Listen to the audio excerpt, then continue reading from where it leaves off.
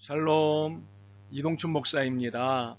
오늘도 여러분의 삶이 주님의 평안으로 가득하시길 기원하며 하나님의 말씀을 나누겠습니다. 오늘 주시는 말씀은 히브리서 7장 1절에서 28절 말씀입니다. 이 말씀 중에 24절과 25절 말씀을 읽도록 하겠습니다. 예수는 영원히 계심으로 그 제사장 직분도 할리지 아니하느니라. 그러므로 자기를 힘입어 하나님께 나아가는 자들을 온전히 구원하실 수 있으니 이는 그가 항상 살아계셔서 그들을 위하여 간구하심이라. 아멘. 히브리서 7장 1절에서 28절 말씀을 본문으로 히브리서 강의 13번째 시간 달라도 전혀 다른 대제사장 예수님이라는 제목으로 말씀을 나누도록 하겠습니다. 오늘 본문을 읽는 사람은 누구든 이렇게 말할 것입니다. 비교조차 되지 않는구먼. 그렇죠. 사실 전문 용어로 짬도 안 되고 감도 안 되는 것들과 비교당하면 우리 같으면 짜증도 나고 화도 날 것입니다. 그런데 예수님은 이런 비교를 담담히 만나고 계십니다. 이유가 궁금한데 우리도 일단 차분히 본문을 들여다보지요. 히브리서 기자는 예수님의 대제사장의 특징을 설명하기 위해 멜기세덱을 소환합니다. 무엇보다 이 사람을 소환하는 이유가 있습니다.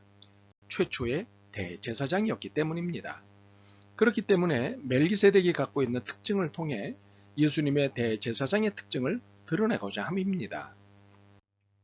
그런데 본문에 11조 이야기가 길게 나오는데 이것은 패스하겠습니다. 본문이 말씀하고자 하는 것이 11조 자체에 대한 이야기가 아니기 때문입니다. 초점은 멜기세덱은 11조를 받을 만큼 크고 중요한 사람이었다는 것을 설명하는 것이기 때문입니다. 히브리서 기자가 소개하는 멜기세덱은 창세기 14장, 시편 110편, 그리고 오늘 본문 히브리서 7장에 거론되어 있습니다. 시편 110편은 단 한 절에 소개되어 있습니다. 여호와는 맹세하고 변하지 아니하시리라. 이르시기를 너는 멜기세덱의 서열을 따라 영원한 제사장이라 하셨도다. 창세기 14장은 두 절로 소개하였습니다. 살레망 멜기세덱이 떡과 포도주를 가지고 나왔으니 그는 지극히 높으신 하나님의 제사장이더라. 18절 말씀이었습니다.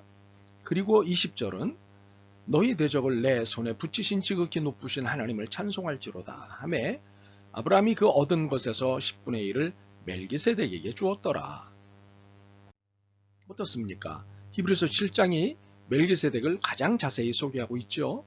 히브리서 기자는 창세기와 시편에 근거해 멜기세덱이 얼마나 높은 사람인지를 설명합니다. 4절입니다. 이 사람이 얼마나 높은가를 생각해보라. 조상 아브라함도 노략물 중 10분의 1을 그에게 주었느니라. 이 히브리인들의 시조인 아브라함이 11조를 드려 공경할 만큼 높은 분이었다는 것을 설명합니다. 그리고는 멜기세덱이 제사장 가문인 레위 지파에 속하지 않은 사람임을 들춰냅니다. 더욱이 레위 지파도 아브라함의 허리에서 난 자들이므로 멜기세덱과 비교도 안 될 저 아랫사람이라는 것을 들춰냅니다. 그러므로 멜기세덱은 그 기원이 아브라함도 아니고 모세의 율법도 아닌 하나님이라고 설명합니다. 그런데 이 설명은 예수님의 대제사장의 기원과 연결됩니다. 3절입니다. 아버지도 없고 어머니도 없고 족보도 없고 시작한 날도 없고 생명의 끝도 없어 하나님의 아들과 닮아서 항상 제사장으로 있느니라. 기왕에 15절에서 17절을 더 보겠습니다.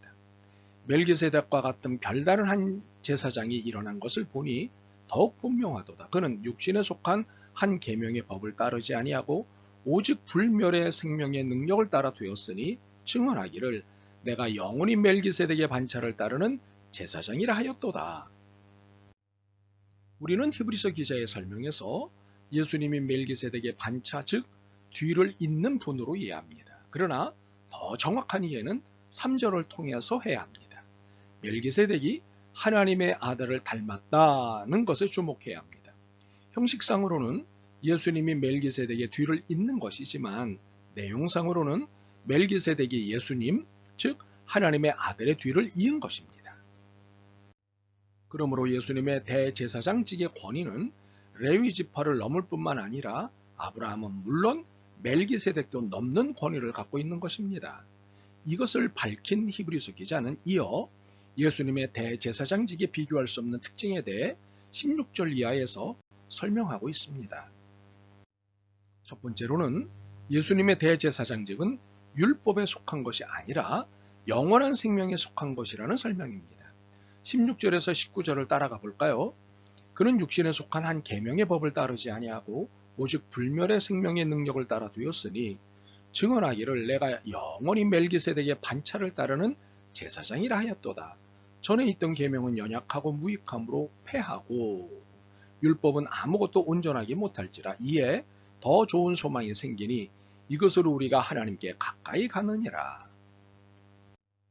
두 번째로는 예수님의 대제사장직은 하나님이 친히 맹세로 세우신 것으로 최고의 대제사장이라는 설명입니다. 20절에서 22절입니다. 또 예수께서 제사장이 되신 것은 맹세 없이 된 것이 아니니 그들은 맹세 없이 제사장이 되었을 때 오직 예수는 자기에게 말씀하신 이로 말미암아 맹세로 되신 것이라. 주께서 맹세하시고 뉘우치지 아니하시리니 내가 영원히 제사장이라 하였도다. 이와 같이 예수는 더 좋은 언약의 보증이 되셨느니라. 세 번째로는 예수님의 대제사장직은 일시적이 아닌 영원한 것이고 영원히 계승하는 것이라는 설명입니다. 23절과 24절입니다. 예수는 영원히 계심으로 그 제사장 직분도 갈리지 아니하느니라. 그러므로 자기를 힘입어 하나님께 나아가는 자들을 온전히 구원하실 수 있으니 이는 그가 항상 살아 계셔서 그들을 위하여 간구하심이라. 이렇게 예수님의 대제사장직의 특징을 세 가지로 설명한 히브리서 기자는 자신이 이런 긴 설명을 한 의도를 25절에서 전격적으로 드러냅니다. 그러므로 자기를 힘입어 하나님께 나아가는 자들을 온전히 구원하실 수 있으니 이는 그가 항상 살아 계셔서 그들을 위하여 간구하심이라. 예수님의 대제사장직이 다른 대제사장들과 전적으로 다른 특징은 구원과 연관된 것입니다. 일반 대제사장들의 역할은 속죄를 대신 드리는 정도였는데 예수님의 속죄는 물론 구원까지도 친히 해결해 주시는 권세를 갖고 계신 것입니다. 이렇게 친히 구원의 문제를 해결해 주실 수 있는 권세가 있는 이유가 있습니다. 예수님은 하나님이시자 하나님의 아들이시기 때문입니다. 26절에서 28절은 이것을 소상히 설명합니다. 이러한 대제사장은 우리에게 합당하니 거룩하고 악이 없고 더러움이 없고 죄인에게서 떠나 계시고 하늘보다 높이 되시니라. 그는 저 대제사장들이 먼저 자기 죄를 위하고 다음에 백성의 죄를 위하여 날마다 제사 드리는 것과 같이 할 필요가 없으니 이는 그가 단번에 자기를 들여 이루셨습니다. 율법은 약점을 가진 사람들을 제사장으로 세웠거니와 율법 후에 하신 맹세의 말씀은 영원히 온전하게 되신 아들을 세우셨느니라. 결국 히브리서 기자가 오늘 본문에서 최종적이고 궁극적으로 하고 싶은 말은 이것입니다. 예수님의 대제사장직 덕에 우리가 구원을 얻을 수 있다. 예수님이 이 직무를 수행하지 않으셨다면 우리 모두는 구원을 얻지 못하고 죽었을 것입니다. 그러므로 예수님의 대제사장직은 우리에게 은혜입니다. 그리고 다른 대제사장들과 비교하고 대조해 볼 때 예수님은 족보로 계승되는 대제사장들과 달리 맹세로 된 대제사장이시라는 사실입니다. 레위 족보에 든 대제사장들과는 달리 레위 족보에 들지 아니한 대제사장이십니다. 또한 땅에 속한 대제사장들과는 달리 하늘에 속한 대제사장이십니다. 그러므로 예수님을 우리의 잣대 또는 이 땅의 잣대로 이해하고자 하면 전혀 이해될 수 없는 분이 되고 맙니다. 더욱이 상식이라는 측면에서 이해하려고 하면 당장 낭패를 겪게 됩니다. 분명히 말씀드리지만 예수님은 하나님이십니다. 우리가 믿는 예수님은 정말 높은 분이십니다. 감히 쳐다볼 수 없을 만큼 높은 분이십니다. 그런데 스스로 자신을 낮추시고 십자가를 지심으로 대제사장이 되셨습니다. 그 누구에게도 피조물의 구원 문제를 맡기지 않으시고 직접 다루셨습니다. 이유가 있습니다. 무엇일까요? 사랑이시기 때문입니다. 우리를 너무도 사랑하시기 때문입니다. 바로 이 은혜를 날마다 잊고 사는 우리입니다. 과연 이 세상의 어느 신이 이렇게 할까요? 참으로 예수님은 달라도 너무 다른 대제사장이십니다. 사랑의 방식도 용서의 방식도 통치의 방식도 너무나 다르십니다. 낮아지고 낮아진 사랑과 용서와 통치를 하십니다. 우리의 건방진 태도와는 달라도 너무 다른 방식이고 모습이십니다. 우리는 조금만 힘이 있어도 이것을 휘둘르고 싶어서 안달합니다. 더욱이 큰 돈, 큰 집, 큰 힘, 큰 교회, 큰 명성을 갖고 있다 싶으면 그 폭력성은 다양한 형태로 표출됩니다. 가장 대표적인 것이 혐오와 배제 그리고 세습이라는 폭력성입니다. 그러나 예수님은 단 한순간도 이렇게 살지 않으셨습니다. 소외자들, 소수자들, 약자들, 가난한 자들, 여성들, 어린이들 편에서 낮고 낮게 사셨습니다. 가난하고 가난하게 사셨습니다. 모든 힘을 빼고 사셨습니다. 바로 이것이 진정한 능력이고 권세고 권위임을 삶으로 보여주셨습니다. 이는 귀신조차도 인정하는 권위였습니다. 우리 개신교는 종교개혁으로 태어난 종교입니다. 종교개혁은 힘을 빼는 혁명이었습니다. 모든 옳지 않은 힘을 해체시키는 혁명이었습니다. 그리고 해체 후 예수님에게로 예수님의 삶으로 돌아가는 혁명적 복원이었습니다.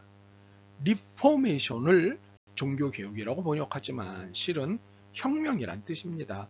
판을 완전히 다시 형성한다는 뜻이기 때문입니다. 개신교를 영어로 프로테스탄트라고 부릅니다. 이는 저항하는 사람들이라는 뜻입니다. 불의에 저항하고 잘못된 결정과 구조에 저항한다는 것입니다. 그리고 예수님의 삶과 사상에 철저히 순종한다는 뜻입니다. 낮아지고 비우는 삶을 살아야 한다는 것이지요. 달라도 전혀 다른 대제사장이신 예수님은 우리에게 자본주의의 삶이 아닌 하나님 나라의 삶, 즉 약육강식의 경쟁을 지향하고 타자 중심적 삶을 살라고 말씀하십니다. 이것이 기독교입니다. 아멘. 주님, 세상적 가치와는 전혀 다른 삶을 사신 예수님을 다시 깨닫습니다. 긍휼히 여기시옵소서. 어느새 자본주의와 권력지향적 태도에 물든 자신을 깨닫고 회개합니다. 용서하옵소서. 이제 주님이 사신 낮은 삶, 비우신 삶, 희생과 섬김의 삶을 살고자 합니다. 도와주옵소서. 예수 그리스도의 이름으로 기도드립니다. 아멘. 오늘도 여러분의 믿음과 삶을 응원합니다. 사랑합니다.